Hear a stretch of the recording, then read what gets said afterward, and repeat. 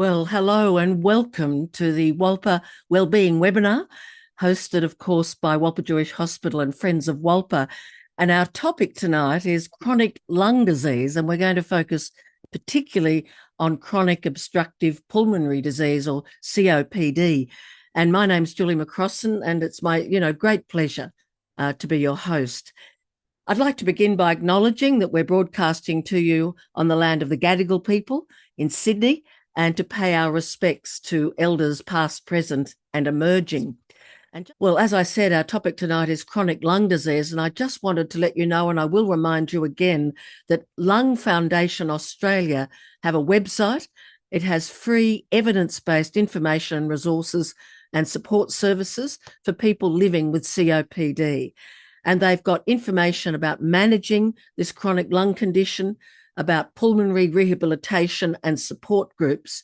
And Lung Foundation Australia also have a helpline, and there are trained nurses who will give you information and guidance and support. So if you Google, or the web address is lungfoundation.com.au. It now gives me a great pleasure to welcome our panel to discuss chronic lung disease, focusing particularly on chronic obstructive pulmonary disease, COPD. It's a welcome to Dr. Renae McNamara, a clinical specialist physiotherapist working in pulmonary rehabilitation at Prince of Wales Hospital in Sydney.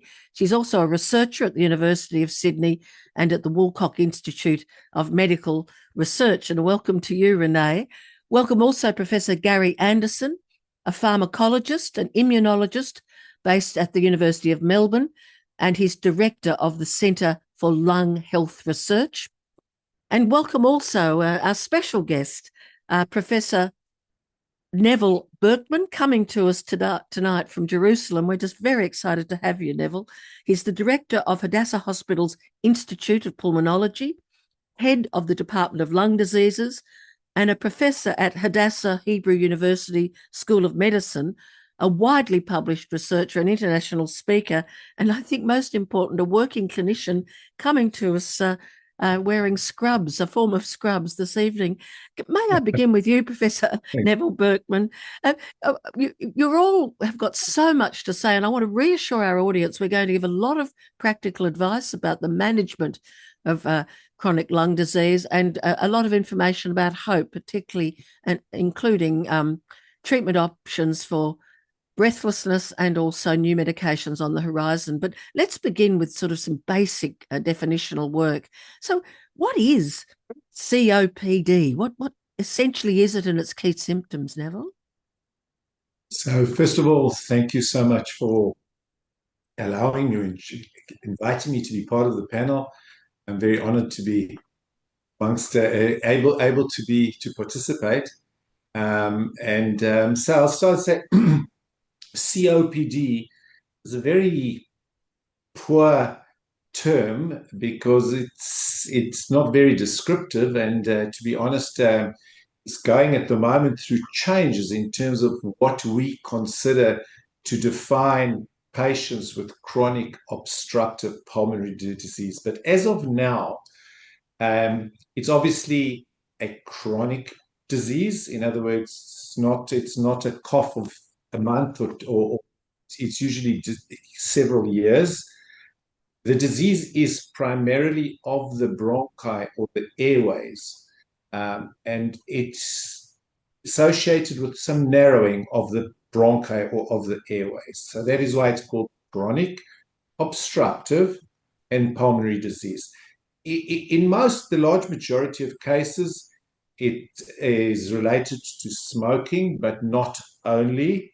And to be honest, from a medical point of view, and certainly from a research point of view, as of 2025, the definition of COPD is a very technical definition. It's defined by lung function or spirometry, the breathing tests. So there are specific numbers for the lung function that define patients as being COPD.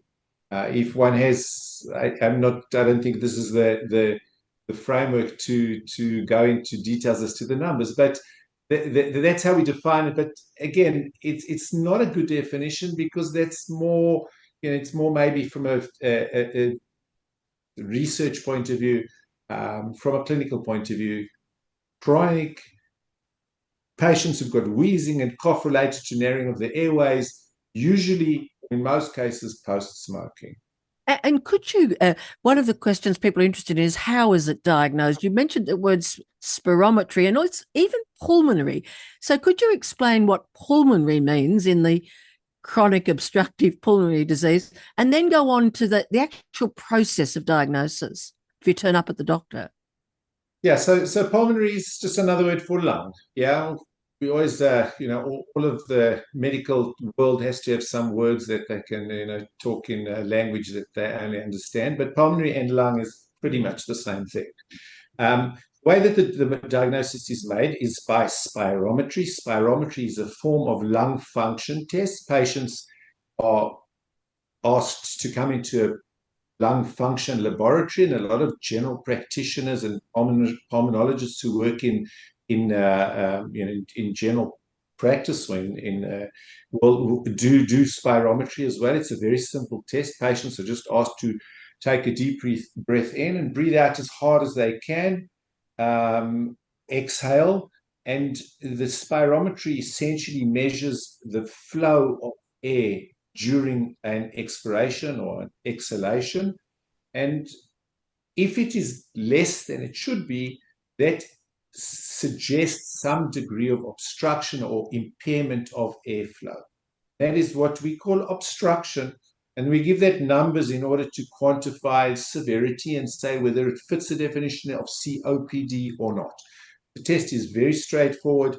It's usually done a baseline, and often we will give a drug that may dilate the eye, like salbutamol or something similar to that, to see how fixed the obstruction is, or whether it is some degree of what we call reversibility or improvement of the obstruction post bronchodilator medication.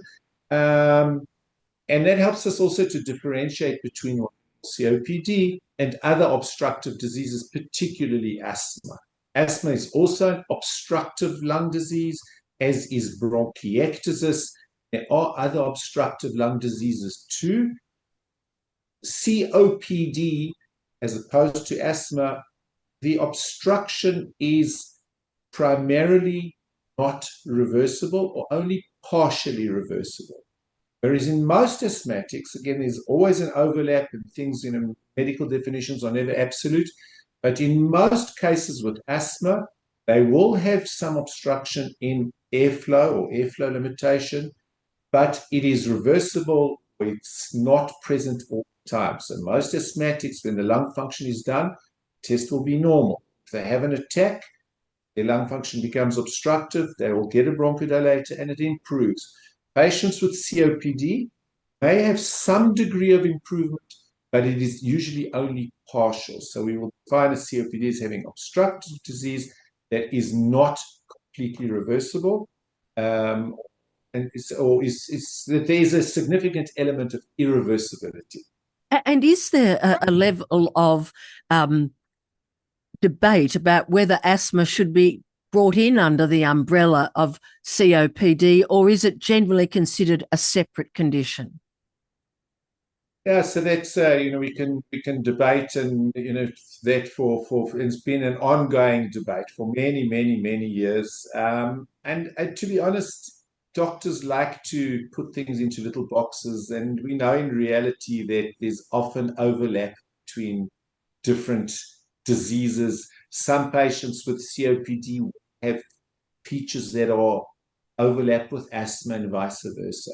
And as a whole, I think it's good for patients and doctors to know what the predominant disease or the predominant features of the disease are. And that is important in terms of treatment choices as well. As I understand it, COPD is the third most largest cause of death globally. I mean, that is an astonishing bit of information. And yet, I understand that it's little known about. People tend not to know what it's about. I have to be honest with you, Professor Berkman. I'm wondering if it's because you call it COPD, which you know, if you constantly use an acronym, it makes it harder for people to know about, and and it could be called chronic obstructive lung disease rather than pulmonary. Do you know what I'm saying? I wonder if the way we talk about it is a factor. But could you tell us about the survey that happened in Jerusalem in the marketplace and what you learnt from that experience? And if you've just joined us, Professor Neville Berkman is joining us from the Hadassah Hospital in Jerusalem.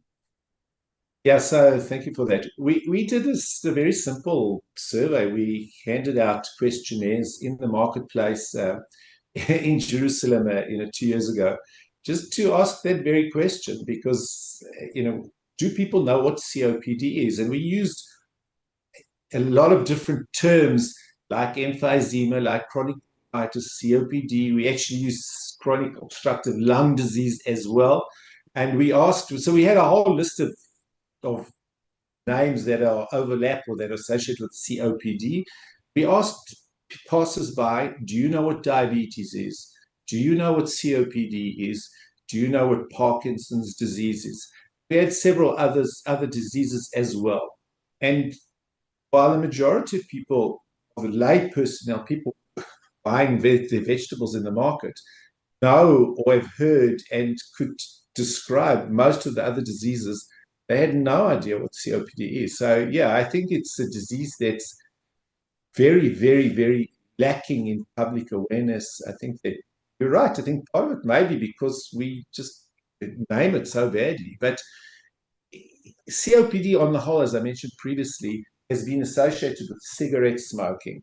And we all know that cigarette smoking traditionally goes with a lot of stigmata. And I think that over the years, we have not given COPD the attention it should, certainly in terms of publicity. I can tell you that there are very few medications, and that's changed in maybe the last couple of years, and certainly will change in the next few years in terms of the medications that are becoming available for COPD. But if we look back 50 years, I'm sure Professor Anderson will be able to confirm and expand on this. The number of medications for COPD is embarrassing. It's tiny. There are very few medications and very few new medications. Over the last 50 years, there have been so few advances in terms of treatment of COPD. And we all know that industry often helps to make diseases, to publicize, to make them, if patients know that there are new medications and that there are things that can help, then that also increases awareness and increases people's interest in the disease. So I do think that that is going to change dramatically in the next few years. But I'm glad to see that, and this webinar is one example, that COPD is starting to get the attention that I think has been so lacking and hopefully will change. Well, thank you, Professor Berkman. And I will be coming back to Professor Berkman, but let's meet our other two guests and then we'll get some of our initial questions from the audience. And so I'd like to welcome Professor Gary Anderson, and a reminder that he's a pharmacologist and immunologist based at the University of Melbourne and director of the Centre for Lung Health Research. And I just before we come to some information about your uncle who lived with COPD, and also information about these new medications that have been mentioned there, I just want to ask you about the role of the carer, even though there wasn't someone nominating that in our audience tonight. This will, of course, have an audience on the website, and others who have registered everyone who registers receives a recording of our webinar. But you believe more attention needs to be given to the carers, the family members. Why do you think that's important, Professor Anderson? Well, in two directions. And firstly, thank you to Wolper for bringing COPD to the foreground and for the support provided to the COPD community. This is essential. This is very important work and greatly appreciated. So COPD will be a lifelong condition for people, and our medications can mitigate the symptoms but not really alter the trajectory. So part of overall care is the help of the carers. The carers are often the conduit to information, those who help to get to clinic, those who pay careful attention to deteriorations.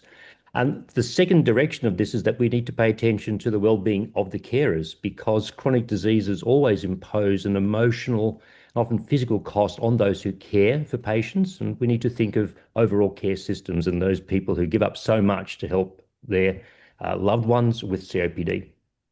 And we'll come when we're talking to Dr. Renae McNamara, our clinical specialist physiotherapist, to the impact on people's daily life and function and strategies for dealing with that.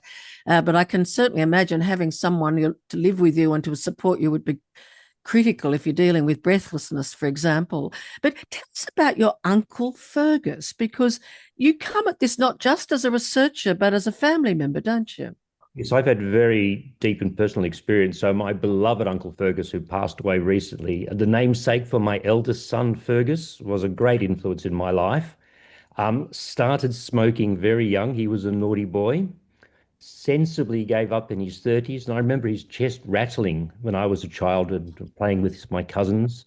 And his health deteriorated over time. At a certain point in his early 70s, I was looking at the age of our community tonight, he sort of gave up. He said, I'm finished, I'm over. But getting him to good care with the excellent physicians in Melbourne, putting him in the hands of the wonderful staff at the Royal Melbourne Hospital, gave him another 16 years of vital life. And that's why it's so important that we don't give up and that we do learn about treatment options and that we do think about optimism and going forward with this condition. We've had a suggestion from Professor Berkman that there's been insufficient medications available. Could you respond to that and then tell us some of the hope that's on the horizon with new medications? Absolutely. This is completely true. We could argue that there's only one medicine available in the world specifically for COPD, and that's for a very rare genetic variant called alpha-1 antitrypsin deficiency, where we can replete that protein. It's a tiny subset of COPD, but all the medicines we have in hand now are really medicines designed for anti-asthmatics, and they've been crossed over into COPD where they're effective and used in the right combinations. And even the new injectables which are coming and some of the small molecules are still designed for other diseases. But COPD has been the focus of intense research and there is progress. We should be hopeful that we'll have specific medicines in the future. How long in the future? So it's very slow. There was a new drug registered only days ago called brensocatib for bronchiectasis, which Professor Berkman mentioned, a complication of long-standing disease. That was made for the disease group bronchiectasis, but it will be crossed into COPD. That's available. So these things come slowly, from in our world, from discovery through to introduction. I've made 4 medicines that have been discovered and got to practice. Each of them has taken more than 16 years, some 20 years. So it's slow and arduous, but there has been enormous research, enormous progress in understanding the nature of COPD. And just, I don't want to stay too long on this, but if it's the third largest cause of death globally, why isn't there a market for more research and more medication? There's an enormous market, and I think that's why industry remains interested. The first solution was to cross over the effective asthma medicines to learn how to use them most effectively in COPD. And there has been great progress in simply the art of treatment. We are seeing specific medicines coming forward. There is a new registered medicine not available in Australia that came out of the asthma world but is now registered into COPD called ensifentrine, that I think will eventually see a medicine that helps inflammation and helps open the airways. So there will be progress. You, as I understand it from Professor Berkman, that the single most important thing to do is to stop smoking if you are still smoking in relation to this. And if you want to prevent it, stop smoking. I mean, just stop smoking is a key message. And I want to come a little bit later to information about effective strategies to do that. But you think it's critical, Professor Anderson, that people be kind to themselves if they have this diagnosis and that there should be no shame or stigma. Could you speak to that? Because there can be a lack of empathy for people who've had tobacco-related illnesses. There can be self-hatred, a negative feeling amongst patients, reluctance to seek care and nihilism, and that should not be the case. People with COPD deserve respect and they deserve access to optimal therapy. and we have those therapies available. This is really a very unintended consequence of the effort to end smoking. Australia has one of the lowest population prevalences of smoking in the world, and we all know about the quit smoking campaigns. The consequence, though, has been to demonize people and to automatically assume that their COPD has been caused by smoking. So people don't know that having asthma in childhood gives you much worse COPD in later. There are other causes of COPD entirely unrelated to cigarette smoking in relation to air pollution or occupations, and everyone's lumped together. This is not acceptable. No, it's not acceptable. I have mentioned I had a throat cancer 13 years ago, and it wasn't caused by smoking, but the first things people would say when they heard I had cancer was not, how are you? Or, what sort of treatment are you getting? They'd say, did you smoke? And not always in a friendly way. And the stigma is quite powerful in our nation. Is that the same, Professor Berkman, in Israel? Is there a similar kind of stigma? So yes, the answer to that is yes, and I think that we need to do two things in terms of smoking and COPD. First is I absolutely agree with Professor Anderson that there are more and more people being diagnosed with COPD who are not smokers, and that goes to some extent to the point that I raised at the beginning regarding the definitions of COPD. Um, Certainly in third world countries, in a lot of African countries, but also in Israel, there are a lot of people who are exposed to fires, fires, and who have had infections in childhood, who and a lot of other possible causes, work exposures, etc., who develop COPD. In addition to patients who have chronic asthma, in childhood asthma, that over years becomes less responsive to treatment and becomes a COPD equivalent. So that's one thing that's really, and I think that will certainly become more and more dominant, particularly in countries who are doing so well with anti-smoking, like Australia's doing. In Israel, unfortunately, we're not quite as good as that. We still have approximately 20% of the population are still smokers, which is terrible.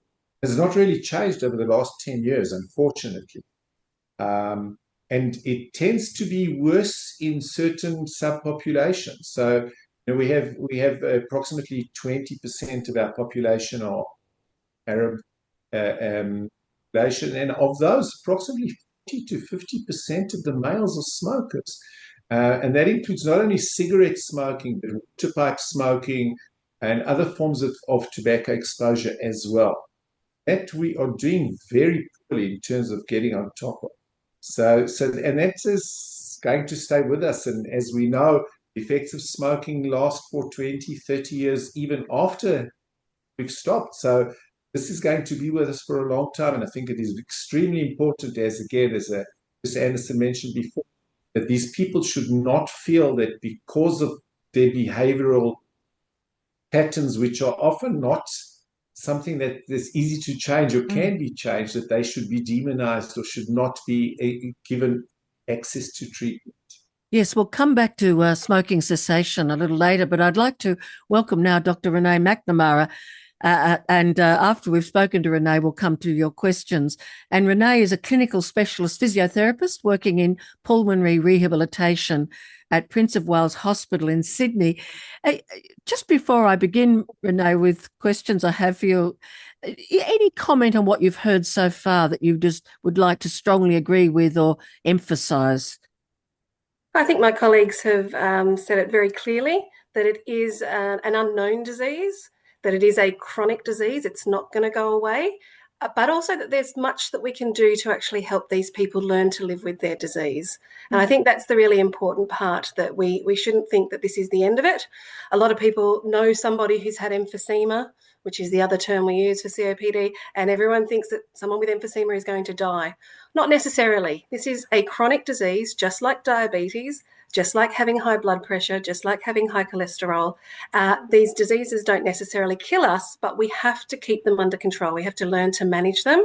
And if we keep them managed and stable, we can actually live a really great quality of life and keep doing the things that we want to do.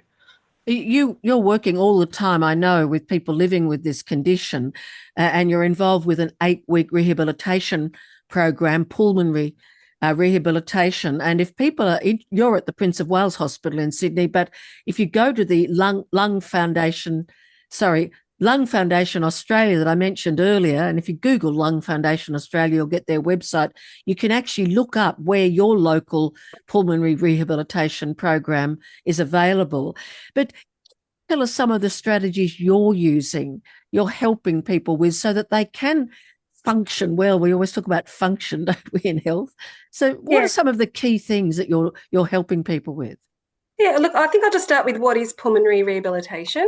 It's a program that runs usually of 8 weeks duration, where people with lung disease come to a program twice a week, each week for the 8 weeks, to receive exercise training under the supervision of physiotherapists, education sessions about their chronic lung disease, and also self-management skills that they can learn to manage with them. And we have over 300 programs across Australia. So you can go to that lungfoundation.com.au website, put in your postcode, and you'll find your local program.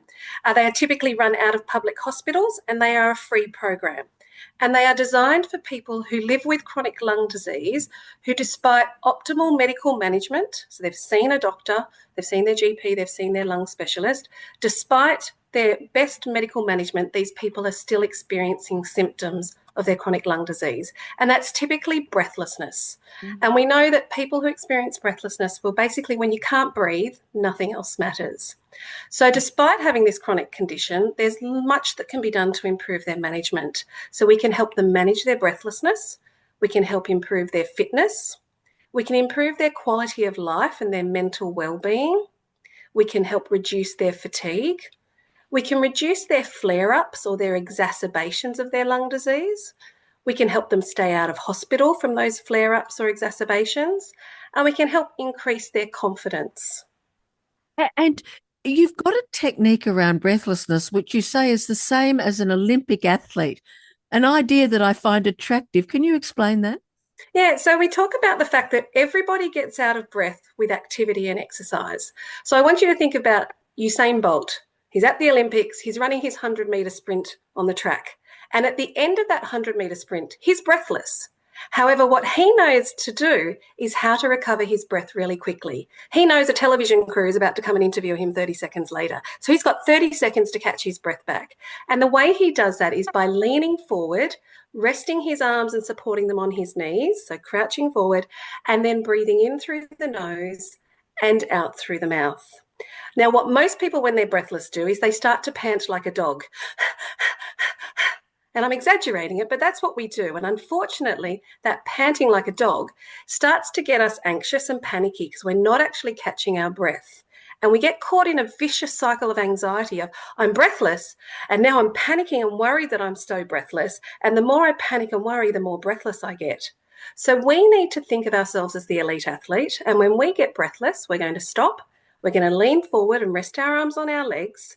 And we're going to then breathe in through the nose and out through the mouth. And a really simple and easy way to help us calm down and remember that is to smell the roses and blow out the candles. And in fact, if you do that, you will slow your breathing rate down. You will recover your breath really quickly and then be able to get back on with your day and your activities. So it's a real mantra that we instill in our patients with chronic lung disease to smell the roses and blow out the candles. Each of you, when I've spoken to you before this conversation, have emphasised the importance of exercise, muscle development, and social engagement. Can you explain, Dr. McNamara, why those things are going to help with a breathing issue, a chronic lung disease? Yeah, look, there's lots of factors that can cause breathlessness. And so we know in people with lung disease that probably the biggest factor causing their breathlessness is the actual lung disease, what's happening inside their lungs. Now, we can't change that. There are medications that can help reduce the symptoms, but we can't change the inside of the lungs. However, we can work on the outside of the lungs, which are your muscles. And we know if we can get your muscles to be fitter and stronger, that those muscles can try and then compensate for the fact that the lungs aren't so good.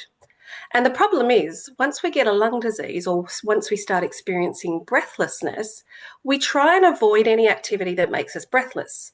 So when we're getting breathless walking up the stairs, we then decide, okay, I'm just not going to walk up the stairs anymore because I don't want to feel breathless. However, what happens then is we start to lose our fitness and our ability to walk upstairs. Then we decide, okay, now I get out of breath walking up the ramp at the shopping centre. So I'm going to avoid walking up that ramp because I don't want to feel breathless. So we start to become more and more unfit by avoiding all the activities that made us get breathless. We know if we can then improve your fitness, we will actually reduce some of your breathlessness that was related to the being unfit part. The bit that over the last 2 or 3 decades, you started doing less and less activity, became more and more sedentary and inactive. We can reverse that component. So I can't change the inside of your lungs. However, by getting you fitter and stronger, we can reduce some of the breathlessness that you're actually experiencing.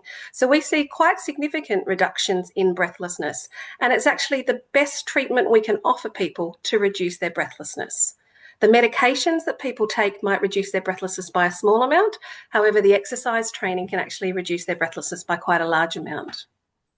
Professor Neville Berkman in Jerusalem, if I could just say to you, as I understand it, stopping smoking obviously is critical, but being active, including active in terms of meeting people, is a predictor of longer-term survival. Can you explain that?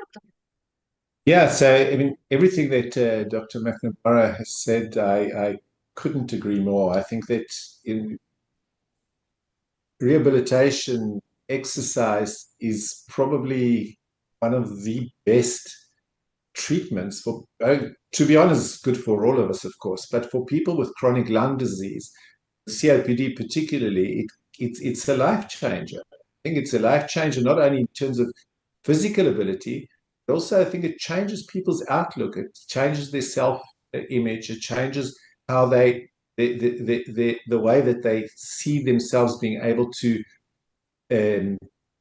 interact with other people and interact in social frameworks. So I think that's like absolutely critical. Now, there's also one of the things that we're always asked as well is that rehabilitation programs are really, 8 weeks, or are they 12 weeks, twice a week? What about the other days, and what happens at the end of the 8 weeks?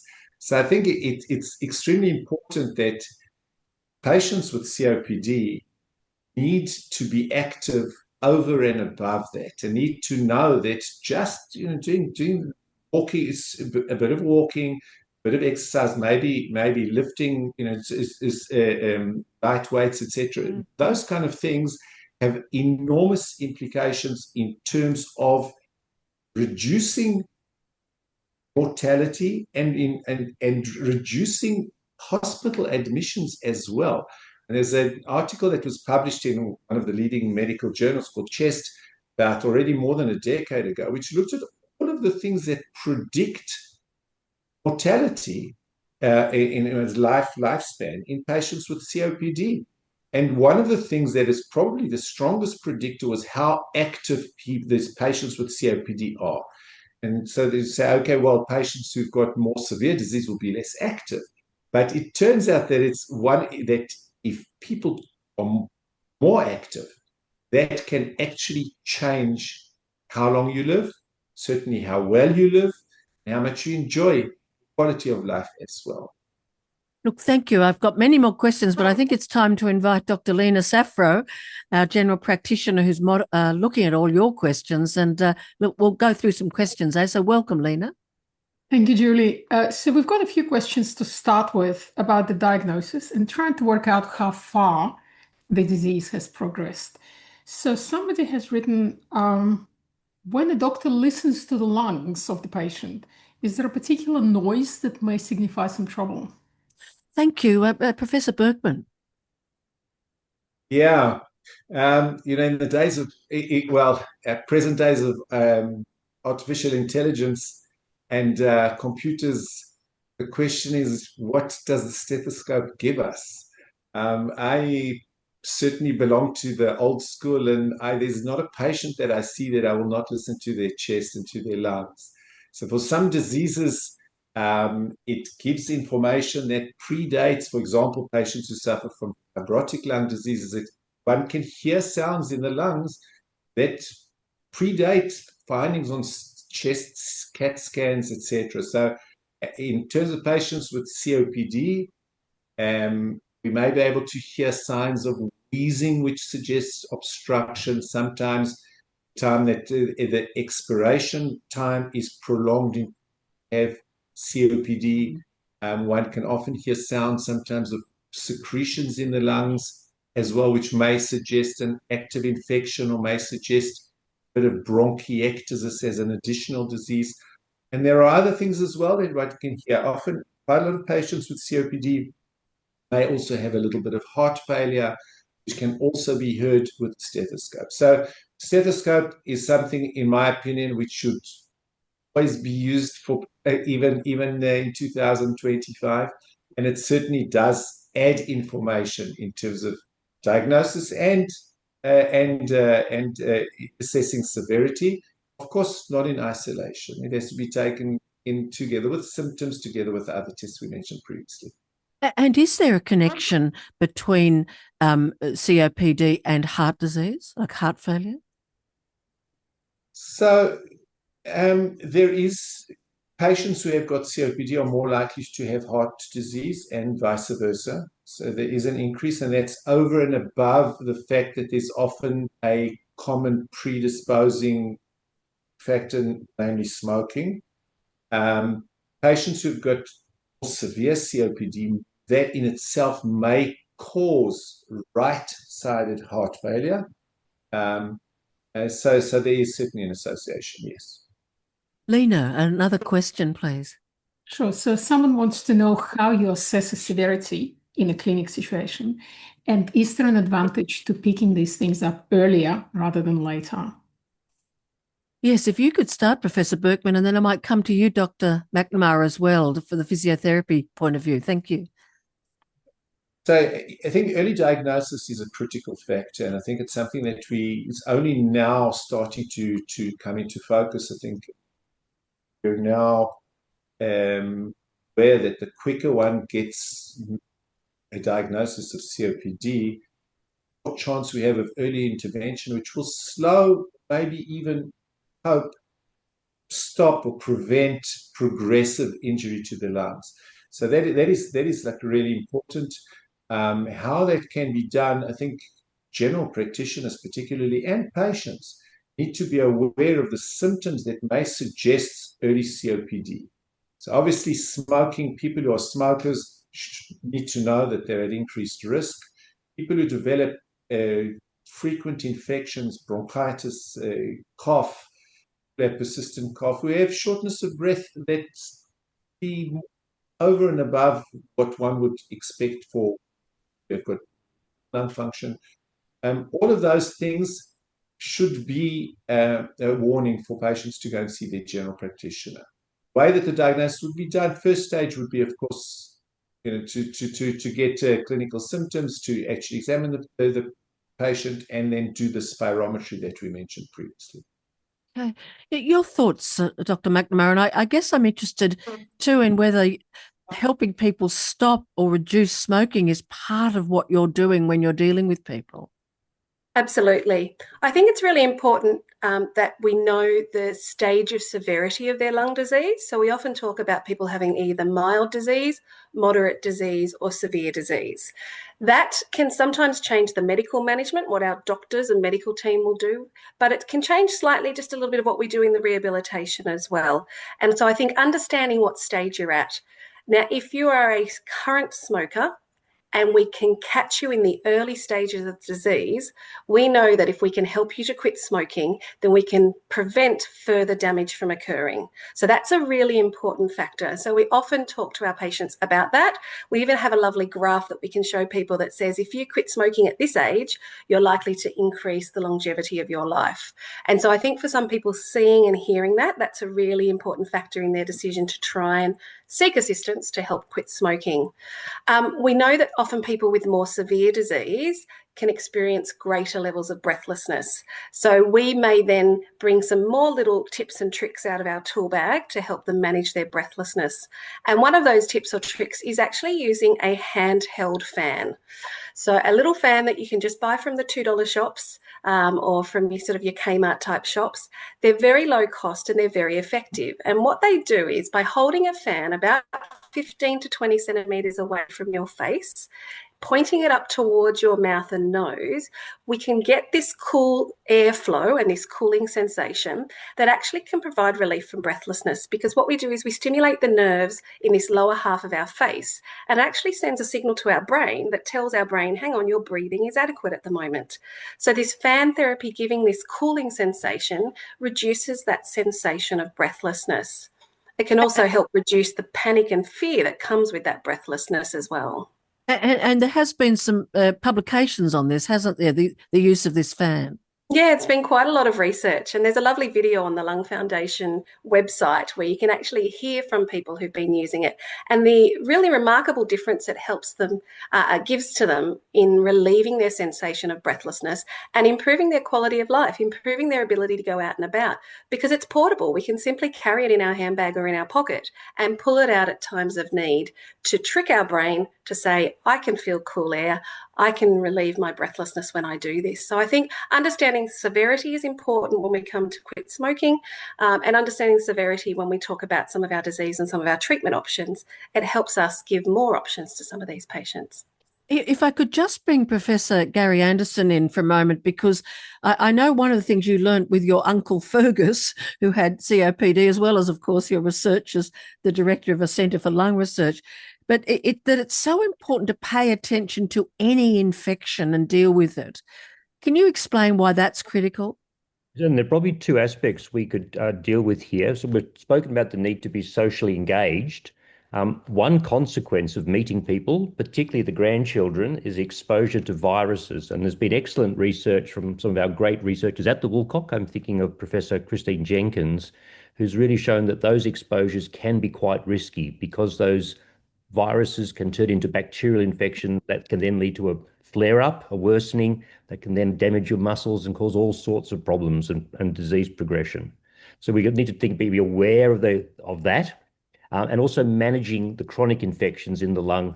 And I think this also gets to choices that are really a physician's choice around whether steroids are appropriate or not for certain subsets, because the steroid component can affect aspects of host defense, the way that we handle infections. So there are some important specific points that we can draw out there on how to understand infections, how to protect ourselves from them, and how they can help us to adjust therapy appropriately. And Professor Anderson, we talked already quite a bit about the importance of physical activity, but there's a link to the prevention of falls in terms of maintaining activity in the face of breathlessness. Can you just speak to that? So because the structural changes to the lung can't be reversed with current technology, we've done a lot of research on those parts of the body that can be helped, and that's strengthening the bones, but particularly strengthening the muscles. And COPD weakens the muscles, but an infectious flare-up really weakens the muscles. And we've shown in prospective research that if patients have a flare-up, they'll realize they're a bit unstable on their feet, they'll rest a bit, further deconditioning, and then when they start to be active again, they're at very high risk of a fall. If you consider the age of many COPD patients, the fact that they may have weak bones as well, those falls can lead to a chest rib fracture, spinal fracture, and that can be very, very serious. So that's why we love our physiotherapists. They can provide very practical ways to keep those muscles and balance capacities at the best they can be for the individual patient. Because Dr. McNamara, you're a physiotherapist, I'm remembering that well over half our audience are over 75 or older. I know I'm getting older too, to be honest with you, but I also know from my late mother, we can decondition so fast when we're older. What's that about? Absolutely. If you don't use it, you lose it. And that really is true. And unfortunately, when people get this flare-up or exacerbation of their lung disease, they get the increase in symptoms of breathlessness, cough, phlegm, being fatigued. They sit and they lie and they do nothing but sit and lie. And you can lose up to 5% of your muscle strength a day if you're doing absolutely nothing. Now, you think of somebody, we actually see as people get older, their leg muscles actually shrink in size. And they're actually losing their muscles every day. They're not losing weight when they lose weight. They're not losing fat. They're losing muscle. And unfortunately, you lose it so rapidly, but it's so hard to build it back up again. So that's where staying on your feet and moving is so important. And it doesn't have to be huff and puff in a gym and things that are scary. Simply walking is the best exercise that we can do. And that is what we will base a lot of our program around, which is getting up on your feet and walking. And it's the one activity, in fact, people with COPD don't want to do because it's the activity that causes the most breathlessness. But unfortunately, if you don't do it, you will never improve.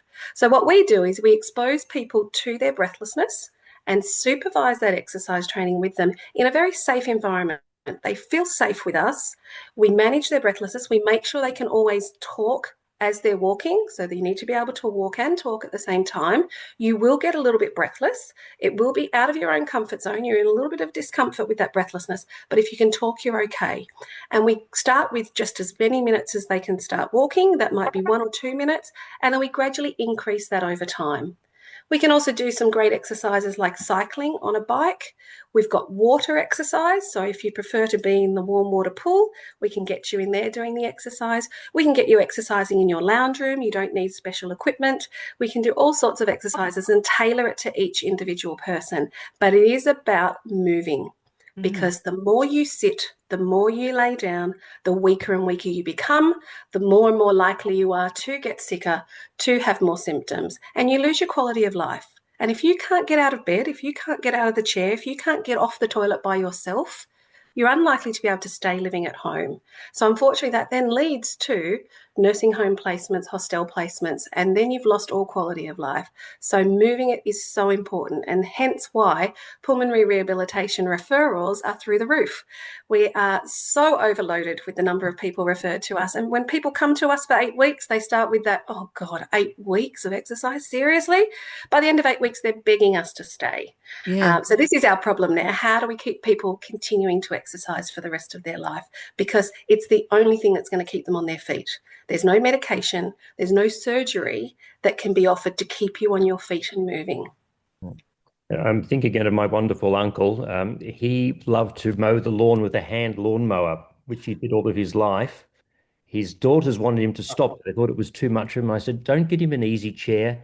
If he wants to mow the lawn, let him mow the lawn. So it would go from an hour to 3 hours, but he mowed the lawn into his 80s. And that was part of his resistance and staying in the world and taking great pride in his ability to do that. It was a wonderful thing. We need a photo of Uncle Fergus. If you've got one in your office there, please locate it. But I'll come to Dr. Lena Safro for another audience question, please. Sure. So a couple of questions about risk reduction, I suppose. Someone is asking whether or not stopping to smoke at the young age of 30 still mean that you are at risk of developing COPD 30 years later. I'll come to Professor Berkman on this, please. The link between smoking and development of COPD is certainly not straightforward. I mean, to be honest, and I'm always a little reticent to say this to patients, but only about 20%, maybe a little more, people who smoke will actually develop COPD, which means that the majority will not.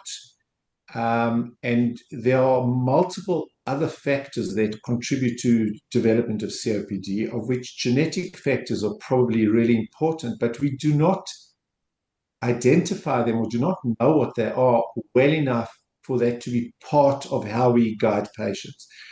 And we also know, of course, that smoking increases the risk for a lot of other diseases as well. I mean, cancers, heart disease, atherosclerosis in all organs. So patients, obviously, I mean, smoking is a no-no however we look at it. Regarding someone who stops smoking at age 30, in all likelihood, they're extremely unlikely to develop COPD. I mean, the risk really is proportional to the amount that one smokes. In other words, the number of cigarettes and the number of years that one smokes. But it is very individual. If somebody has got a genetic predisposition, they may smoke far less and develop more severe disease. So it's something that's very hard for us to actually be able to predict in advance. So yeah, don't smoke. And if you do, stop as soon as you can. Smoke as few years as possible. 0 is the best. And Professor Berkman, what's the lag time issue in stopping smoking and the challenges in terms of public health education? Yeah, so this is also another issue because as we've heard several times now, COPD is a disease that may develop, or the peak is really in older patients. So we're talking most patients with COPD, or the majority, develop significant symptoms after age 50 and 60 and 70. And they've already accumulated 30 and sometimes 40 years of smoking. So there is an enormous lag time, and that's certainly true of other things as well, like lung cancer. So it's important, if we want people to understand the risks of smoking, the time to address that is when people start to smoke. Once they've already smoked 20, 30 years, the damages are done to a large extent. Truth is that even people who have smoked many, many years and have COPD, have lung cancer, there is still a benefit to be gained from stopping even at a later point.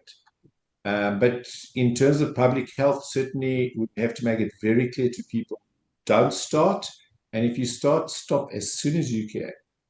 And what is the benefit? If you've already had a very serious diagnosis, quite advanced COPD, why is there still a benefit? Because you do meet people who think, oh, well, I might as well keep smoking. You do hear that. So there is, there's a lot of evidence to show now that quality of life, number of exacerbations or flare-ups, and in fact, survival are improved when people stop smoking, even when they have established lung disease. So there is definitely a benefit across the board, really, for people to stop smoking at all stages of lung disease. But I always tell patients, when you're playing cards, you get out as soon as you can. Not, when you made your buck, you leave as soon as you can. You put the cigarettes on the table and walk. Before, so someone who's got a lung function of 90%, that's the time to leave, not when your lung function is 30, 20, even though you will still benefit at that time. If I could just bring Renae McNamara back in, a physiotherapist. I think it was you who mentioned nihilism earlier. I may be wrong, but I know you think supporting people with COPD with their mental health is critical. And I was just thinking, if you are living with, significant physical challenges, keeping your optimism, your will to live, your will to keep moving, because everyone's saying we must keep moving. How do you assist people with that in your clinical work? I think bring them into a group environment where there are other people living with that same disease, people who are experiencing the same symptoms as you. That can make a really big difference, because you all of a sudden start to see people who are just like you, and they may have coping skills or strategies that are going to work for you. They can empathize with you. They can share those experiences with you. That makes a big, big difference, because a lot of people living with lung disease, no one else around them, their family or friends, know what it feels like or understand just how debilitating it can be, just how disabled you are and limited from activities. So I think, number one, meeting other people. I think number two, the positive improvements that can be made with those rehabilitation programs. People within just a few weeks of attending their exercise training programs start to notice a reduction in their breathlessness, start to notice a reduction in their fatigue, start to notice an improvement in their confidence and self-esteem and their ability to manage what to do when they get breathless. I had a lady the other day who's been living with chronic asthma for years and years, in and out of hospital. She's been told a few times you should smell the roses, blow out the candles, but no one ever practiced it with her. And in the rehab gym, we deliberately make people breathless, and then we practice how to recover that breathlessness, so that if you practice it in a situation where you've got control, when you get into a situation when you're out of control, you're really, really struggling, you're really getting that flare up and exacerbation, you're panicking, you're in that anxiety state, you know exactly what to do. So we teach them, and it's practice makes perfect. The more and more you do something, the more and more you'll be able to implement it in the periods when you feel like everything is out of control and I need to call the ambulance or I need to get straight to my doctor. But then we actually know what we can do. Most of our patients actually don't need the ambulance there and then when they're breathless. They actually need to stop, and they can learn to recover their breathlessness and get control over it, and then actually not do that emergency call, but actually go and seek a doctor or start to follow some of the other plans that the doctors might have written for them. So I think that group environment, the benefits, the positive benefits that we can get from them, can make a big, big difference to people's mental health. If I could ask you, Professor Anderson, that question of reducing the number of times you go to hospital is critical also, isn't it? Could you explain that? Because I can imagine the temptation to, ring the ambulance if you are grappling with anxiety or panic of breathlessness. It could be very tempting, couldn't it? Yes, because it can be terrifying to be breathless, and people are very afraid, and they've had past experience of what a flare-up can mean to them individually. So it can cause great anxiety. We've done active research in large cohorts in Melbourne, looking at patients who presented often to the Royal Melbourne Hospital. And what we found is that being in a care network, having access to a nurse who would get information early or tapping into information early was extremely important, because the early implementation of care during a worsening or a flare-up really changes the course of that flare-up. This led to a dramatic reduction in net hospitalizations and actually an extension of the life of patients in the cohort. So it's a very, very positive outcome. So recognizing flare-ups and having a plan developed in consultation with your physicians and carers is a very positive thing to do, and we know that does work. And frequency of hospitalisation, of course, when hospitalisation is appropriate, you go for it. I don't want to give any misinformation in that sense, but if you can work to reduce hospitalisations, that is a physical benefit, isn't it, as I understand it? It is, and we know from behavioural patterns in Australia that many patients, again because of shame and sometimes nihilism, wait a long time until they make the first contact with points of care. And by that stage, an infection may be very advanced, whereas the course of that infection, bacterial infection, can be changed by earlier intervention. So triggering I need to do something about this early can be a very good thing to do. And that's why it's so important to have discussions with physicians and those around you to have a proper action plan for those who are prone to flare-ups. Dr. Safro, another question from our audience, please. Sure. Moving things along, somebody wants to know, with good management of COPD, can you slow down the progression, or will it become severe over time either way? Professor Berkman, do you want to come in there? Yeah, that's a difficult one. I think we're not really able to answer that very well at this time. I would like to believe that with appropriate care and with early diagnosis, that we are able to change the natural history of the disease. There are some things that we know certainly do. For example, the smoking cessation that we've discussed previously. There is some evidence that maybe maintaining physical activity may also change things. And there is some evidence, it's not very strong, but there is some evidence that some of the medications that are available at the moment may also change the long-term outcome of the disease. Many patients with COPD actually live for a long time after their diagnosis. And the trick is, I think, has come up several times now, is if the patients stop smoking, do their physical, keep physically active, and take the medications, that in itself often prolongs life, certainly improves quality of life. I think it's important that just to make a point regarding the significance of flare-ups or exacerbations. Mr. Anderson pointed out that if one can avoid hospitalization, then that can be done with management plans. But I think it's important for people to understand that some COPD patients are what we call more prone to exacerbations. And those people, that is one of the predictors of severity of disease.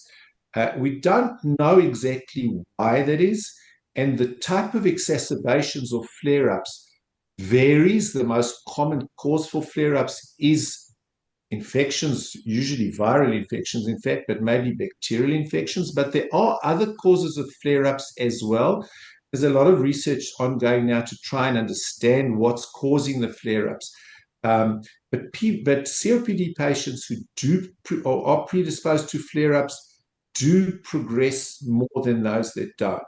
And there are some of the medications that are available now actually reduce the number of flare-ups. So that is one of the, I would say, the directions that present research is going in terms of trying to identify new drugs, new approaches that will reduce exacerbations, and we hope will actually impact on long-term outcome of COPD.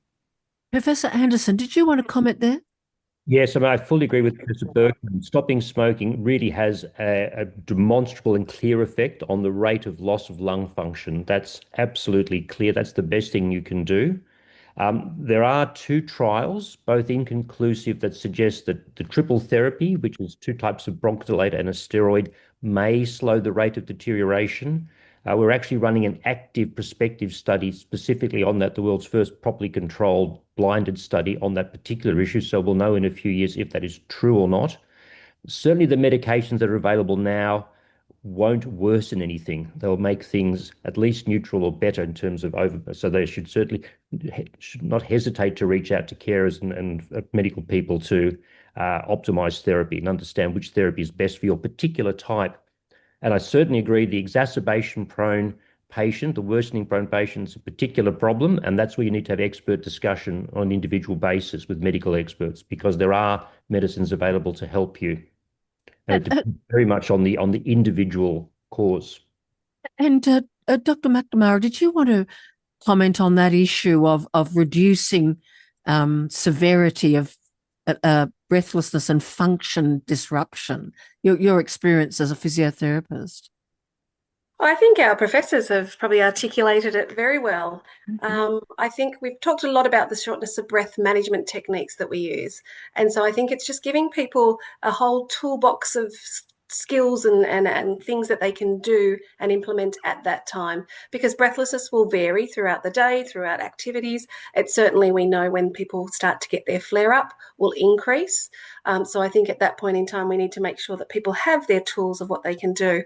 And some of those tools are actually picking up the phone and calling your healthcare professional.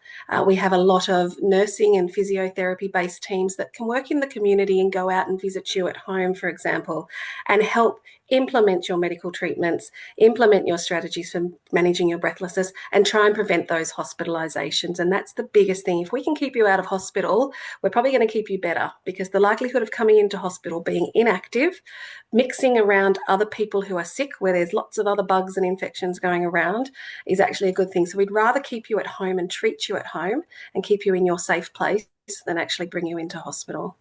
And that issue of taking your medication as prescribed, Professor Anderson, would you like to explain the proportion of people that don't, which just bewilders me, and why it's critical to take it exactly as prescribed? Yes, and I'm sure this frustrates our medical colleagues who know which medicines to prescribe and prescribe them, understanding the benefits that will happen. We know in Australia up to 30% of patients don't even fill a prescription, even when the medicine is reimbursed. And many don't know how to take their medicines correctly so that the delivery to the lung is optimized.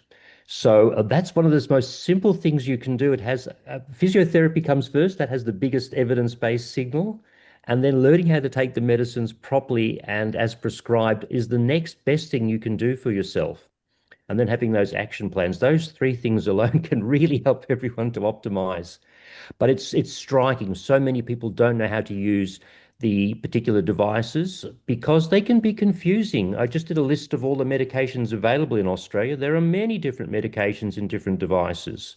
So it is very important to learn how to use those and to follow the instructions because the medicines have been studied with those instructions, and we know that regime is very effective.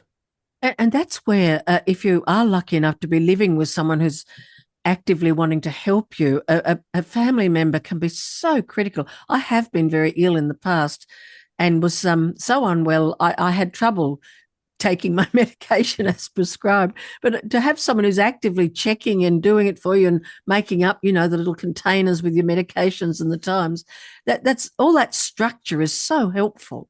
Much harder to do when you're alone, I think. And our pharmacists in Australia are also excellent. They're very skilled. They know how to use those devices. They're patient. They will take the time to help you to use them if you need help. So you can always reach out to your pharmacist as well. They're a very high professional standard in Australia. And it's a big part of the rehab programs as well, where we actually do break it down. We pull out all the puffers and all the inhalers and all the different devices, and we actually break it down step by step to make sure people have actually been shown what to do.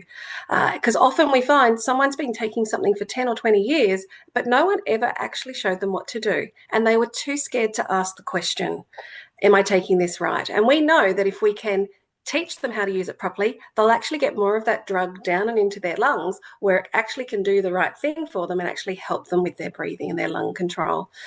So it's a really big part of breaking it down step by step, teaching them the skills that they need to do to take those medications, because they could have 2 or 3 different puffers and inhalers, and 2 or 3 of them have 3 different instructions for each one as well that you need to do. So it's a really big factor. And as we said, pharmacists are perfect people to be able to do that. They're very skilled. But if you don't know how to use your puffer inhaler, or somebody hasn't checked you in the last 12 months using it, please reach out, because nurses, physiotherapists, pharmacists, your medical practitioners, we can all teach you. I'm going to come to Lena again for another question, but I will come back to my panel before we finish and just say, is there an important thing we've missed? So if you've got something you think, Julie, it's important to say that, I'll give you the chance. But Lena, another question, please. We've got quite a few questions coming through on the different therapies for COPD. So some people are expressing concerns about antibiotic resistance and the superbugs. Others want to talk about immunotherapy drug trials and whatever else is new and promising on the horizon.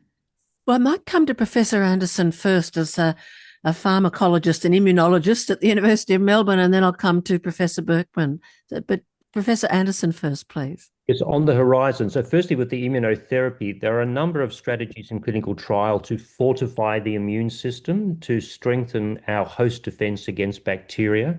And these are being actively investigated. One of them is an oral substance that mimics bacterial infections safely and helps to fortify. So we'll know whether they work well in the near future. We have one injectable medicine, which is only suitable for a subset of patients who have asthma-like, called biomarkers. And this is useful for reducing exacerbations, the flare-ups, and reducing some of the breathlessness that comes from mucus plugs deep in the lungs. So that one's called dupilumab or Dupixent. Again, that's a physician's choice to use that. Not yet registered in Australia, but approved overseas are the anti-eosinophil drugs. This is a white blood cell that's also associated with asthma, and we know that reducing its numbers, if it's elevated and not responding to steroids, can reduce exacerbation rates and improve disease. And we anticipate that those drugs will be registered in due course. Ensifentrine, I mentioned, the new inhaled drug to help open the airways and control inflammation, is anticipated to reach Australia in the next while as the authorities review the cost effectiveness and the data and the safety. It's a safe drug. It's registered elsewhere. And as I mentioned, brensocatib, which has just been registered for bronchiectasis, that attacks the white blood, another type of white blood cell called the neutrophil that releases a lot of damaging substances that can cause the symptoms of bronchiectasis and damage the lungs. It was registered for bronchiectasis, but it's anticipated that it will move into COPD in due course. And this is why we should be very hopeful. Always stay active in the world, because even if you feel like, oh, there's nothing for me, there is very active research. And that there are earlier drugs in an earlier experimental stage and some very early concepts. that are some years away, but we have things coming now or recent arrivals that can be appropriate, but this is always an individual patient discussion with a skilled physician. That's not for a professor of pharmacology to advise.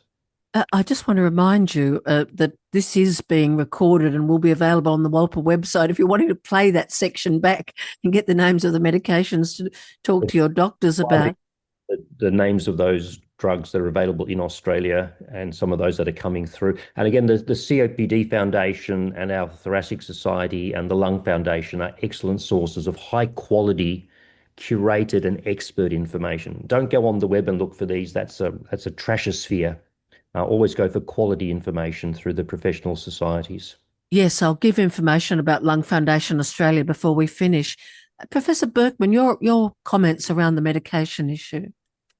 So the very large majority of patients with COPD will manage with inhaled medication. That is a local, in other words, the medication goes straight into the airways where it needs to be active. There are three large groups of the substances that are included in the inhaled medications. Two of them are bronchodilators. The one is what we call antimuscarinic bronchodilators, and then that's really the cornerstone of the treatment in patients with COPD. One of them is the beta agonist bronchodilators. And then the third group of drugs that are given by inhalation are inhaled corticosteroids. Who should get what? That is based really on the severity of symptoms. It's based on frequency of exacerbations, and that's something that should be obviously discussed between patient and doctor. But regular use of medications, inhaled medications, are really easy to administer. They do the job in the large majority of people. They reduce exacerbations. They certainly improve breathlessness and improve function. For the minority of patients who are either frequent exacerbators or those medications do not do the job, then we need to look for other things. So Professor Anderson has mentioned some of them. I'll just add that there is another drug available in some countries called roflumilast, which can be used in some people who have recurrent exacerbations and chronic cough. Sometimes we will choose to give a drug called azithromycin, which is an antibiotic and an anti-inflammatory drug. Its effect probably is more anti-inflammatory than anti-mycobacterial, and that can be given a few times, 3 times a week, and that actually is very effective in patients who have recurrent exacerbations and preventing the exacerbations. Of course, has to be suitable for the particular patient. There are also several trials now ongoing, in addition to those that Professor Anderson mentioned, with a whole new class of drugs that are also targeted towards specific molecules that are secreted by epithelial cells, the lining cells in the airways, drugs that are we call anti-TSLP or anti-interleukin 33. These are new targets, new drugs. They are being used or looked at in COPD as well as in asthma and in some patients with other chronic lung diseases. And preliminary results, we hope, are soon. We will see them soon. So, one of the points I said at the beginning of this webinar is that things are changing and changing dramatically. The fact that Professor Anderson again mentioned that in his experience, it's taken 16 years for drugs to go from in to out. I think that is now very different. It will be very different. I mean, we hope that things will take a lot quicker and that we will be seeing new drugs, new medications much, much more quickly. I'll just remind you, Lung Foundation Australia has a helpline and a website with evidence-based information, and the website is lungfoundation.com.au. That's great advice to not just go generally Googling, but to go to a reliable source. Yes, Professor Anderson. I ask a question of Professor Berkman. So in Australia, we're in an age of misinformation and conspiracy theories, and vaccines are often caught up. Could we have your expert opinion on the importance of vaccines in the context of COPD and prophylaxis of infections? in one word, extremely. All patients, we tell all patients it is extremely important for them to have the annual influenza vaccines. It is extremely important to have the latest version of the available pneumococcal vaccine. In Israel, it's a Prevnar 20. I'm not sure what the latest version is available in Australia. We tell all patients they should have a RSV vaccine, even though it's not covered by public health at the moment. The patients have to pay themselves. We tell patients they should get the shingles vaccine, even though that's also not directly related to COPD, and they should get the corona vaccine. So absolutely. And another vaccine also that we encourage people to get is for pertussis. Because the immunity for pertussis or whooping cough tends to have wax and wane, and we do have outbreaks every now and then. So yeah, every vaccine that people can get, prevention is always the best way to go. Yes, thank you. Our time is almost up. Can I just ask our panel, is there any issue that you would like to highlight that hasn't been mentioned, or just something that's so important you want to say it again? Just critical final comment. You, Dr. Renae McNamara, is there anything you'd like to highlight or emphasise? Probably just another management skill that we really try and teach people and reinforce. It's called the 3 Ps: planning, pacing, and pausing. So when you're breathless, we've talked about when you can't breathe, nothing else matters. We've talked about that you're so breathless and you're so fatigued, you often can't do activities, and then you start doing less and less. However, every activity, from showering to hanging the clothes on the line to going to the shops, you can get through that task by planning, pacing, and pausing. So if you need to have a shower, you know after the shower you're going to need your hairbrush, your underwear, your deodorant, rather than getting out of the shower and thinking I've got to go back and forth from the bedroom to the bathroom to collect those. Plan in advance and assemble all those items. Then when you're in the shower, it's okay to pace yourself and take longer than usual. It's okay to pause, stop and have rest. So even if you can get yourself, for example, a chair that's got lovely rubber legs that you can sit on the floor safely, then actually sitting on a chair as you're showering is going to help you. So we plan the activity, we pace ourselves during the activity, and we pause and stop and have rest. And we actually find we can get through a lot more activities by using those 3 principles throughout all the different tasks that we need to do. So hopefully for anybody who's living with lung disease, you've actually taken home a few tips and tricks already tonight, certainly from the physiotherapy point of view of what we teach you. Thank you so much. And Gary Anderson, is there anything you'd like to add? Something in memory of your Uncle Ferguson? My wonderful uncle, he's making me think about the importance of having a firm and dignified position, because our professional societies are in there advocating for patients with lung disease.